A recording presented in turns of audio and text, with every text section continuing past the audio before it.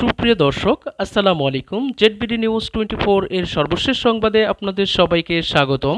প্রথমেই জানিয়ে দিচ্ছি সংবাদ শিরোনাম। প্রধান উপদেষ্টার ঘোষিত সময়ে নির্বাচন হবে বলেছেন স্বরাষ্ট্র উপদেষ্টা। জন্মাষ্টমীর উৎসবে সেনাপ্রধান বলেছেন, আপনারা নিশ্চিন্তে এই দেশে বসবাস করবেন। ধানমন্ডি ৩২-এ ফুল দিতে গিয়ে আটক রিকশা চালক জুলাই গণ অভ্যর্থনা হত্যাচেষ্টা মামলায় কারাগারে। সংস্কার, বিচার ও নির্বাচন একসঙ্গে এগিয়ে নিতে হবে বলেছেন ছাকি। জয় বাংলা গানে বিভ্রান্তি, আওয়ামী লীগ ভেবে ছাত্র জনতার অনুষ্ঠানে হামলা। এতক্ষণ শুনছিলেন সংবাদ শিরোনাম, এবার বিস্তারিত। প্রধান উপদেষ্টার ঘোষিত সময়ে নির্বাচন হবে বলেছেন স্বরাষ্ট্র উপদেষ্টা। অন্তর্বর্তীকালীন সরকারের প্রধান উপদেষ্টা মোহাম্মদ ইউনূসের ঘোষিত সময়ে নির্বাচন অনুষ্ঠিত হবে বলে জানিয়েছেন স্বরাষ্ট্র উপদেষ্টা লেফটেন্যান্ট জেনারেল মোহাম্মদ জাহাঙ্গীর আলম চৌধুরী। স্বরাষ্ট্র উপদেষ্টা বলেন, প্রধান উপদেষ্টা যে তারিখ বা যে মাসে নির্বাচন ঘোষণা করেছেন সেই সময়েই নির্বাচন অনুষ্ঠিত হবে।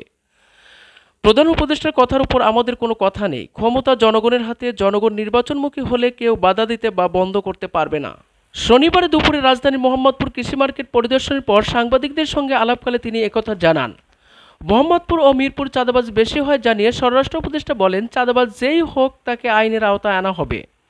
সবজির দাম কিছুটা বাড়লে বাজার স্বাভাবিক রয়েছে উল্লেখ করে তিনি বলেন, প্রচুর বৃষ্টিপাতের কারণে অনেক শাকসবজি নষ্ট হয়েছে, এজন্য শাকসবজির দাম কিছুটা বেড়েছে। প্রচুর আলু মজুত রয়েছে, পাইকারি থেকে খুচরা বাজার আসতে আসতে অনেক দাম বেড়ে যাচ্ছে, কিন্তু কৃষকেরা দাম পাচ্ছে না, মধ্যস্থকারী লাভ বেশি করেছে। জন্মাষ্টমী উৎসবে সেনাপ্রধান বলেছেন, আপনারা নিশ্চিন্তে এই দেশে বসবাস করবেন। এই দেশ সবার, এখানে ধর্ম, জাতি, বর্ণ ও গোত্রের মধ্যে কোনো ভেদাভেদ থাকবে না বলে মন্তব্য করেছেন সেনাপ্রধান জেনারেল ওয়াকারুজ্জামান। এদেশের ওপর সব নাগরিকের অধিকার আছে উল্লেখ করে হিন্দু সম্প্রদায়ের জন্মাষ্টমী উৎসবে তিনি বলেন, আপনারা নিশ্চিন্তে এই দেশে বসবাস করবেন, আমরা সবসময় আপনাদের পাশে থাকব। শনিবার বিকেলে রাজধানীর পলাশী মোড়ে জন্মাষ্টমী উৎসব ও মিছিলের সম্মানিত অতিথি ছিলেন বাংলাদেশ সেনাবাহিনীর প্রধান জেনারেল ওয়াকারুজ্জামান। তার সঙ্গে এই উৎসবে সম্মানিত অতিথি হিসেবে আরও ছিলেন নৌবাহিনীর প্রধান অ্যাডমিরাল এম নাজমুল হাসান ও বিমান বাহিনীর প্রধান air chief marshal Hasan Mahmud Khan. এছাড়াও অতিথি হিসেবে উপস্থিত ছিলেন নবম পদাতিক ডিভিশনের GOC major general Mohammad Moin Khan. Dhanmondi ৩২-এ ফুল দিতে গিয়ে আটক রিকশা চালক জুলাই গণ অভ্যর্থনে হত্যাচেষ্টা মামলায় কারাগারে।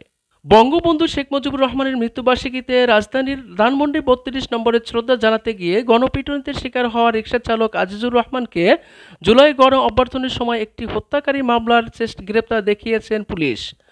আদালত তাকে কারাগারে পাঠানোর নির্দেশ দিয়েছেন। শনিবার আজিজুলকে হত্যাচেষ্টা মামলায় গ্রেপ্তার দেখিয়ে আদালতে হাজির করা হলে শুনানি শেষে ঢাকা মহানগর হাকিম ইসরাত জেনিফার জেরিন তাকে কারাগারে পাঠানোর আদেশ দেন। গণসংহতি আন্দোলনের প্রধান সমন্বয়ক জোনায়েদ সাকি বলেছেন, জুলাই আকাঙ্ক্ষা বাস্তবায়ন, শহীদদের ঋণ পরিশোধ করতে হলে সংস্কার, বিচার, নির্বাচন একসঙ্গে এগিয়ে নিতে হবে।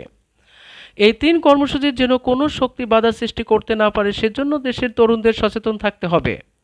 শনিবার বিকালে দিনাজপুর ফুলবাড়ী উপজেলায় জিএম পাইলট উচ্চ বিদ্যালয় মিলনায়তনে এক গণসংলাপ অনুষ্ঠানে প্রধান অতিথির বক্তব্যে এসব কথা বলেন জোনায়েদ সাকি। জয় বাংলা গানে বিভ্রান্তি, আওয়ামী লীগ ভেবে ছাত্র জনতার অনুষ্ঠানে হামলা।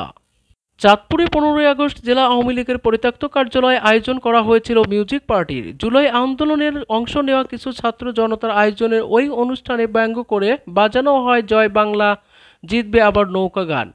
ওই গান শুনে আওয়ামী লীগ ফিরে এসেছে ভেবে অতর্কিত হামলা করে আরেক দল লোক।